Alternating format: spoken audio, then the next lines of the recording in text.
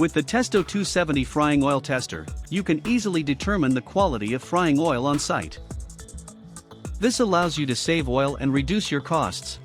The capacitive sensor enables fast and reliable measurement completely without any consumable materials. Please observe the following instructions for safe use of the Testo 270 with meaningful measurement results. First, heat the frying oil to a minimum of 40 degrees Celsius and a maximum of 200 degrees Celsius. The measuring instrument may only be placed into the frying oil up to the mark. In addition, the plastic should not come into contact with it. During the measurement, the deep fryer may not contain any foodstuffs.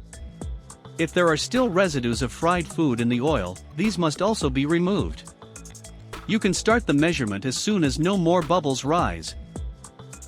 Then there is no more residual liquid in the oil that would falsify the measurement result. Now press the on key to switch on the measuring instrument. Now you can hold the measuring instrument into the hot frying oil. Please observe the min-max marking on the probe shaft.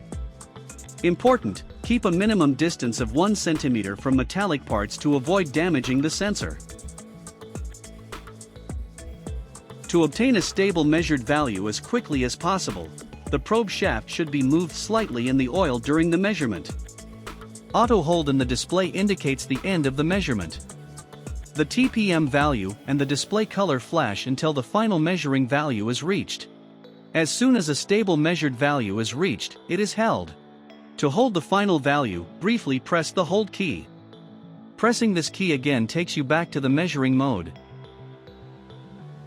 If you notice deviations in the measurement result, it may be necessary to calibrate or adjust the measuring instrument. You can see how you can easily do both yourself in another video from Testo. Remove the measuring instrument from the oil. Careful! Do not touch the hot probe. Danger of burning. Note the measured value and allow the probe shaft to cool down in the meantime. Then you can clean it with a mild dishwashing liquid or detergent. Finally, rinse the sensor under running water and dry carefully with a soft paper towel.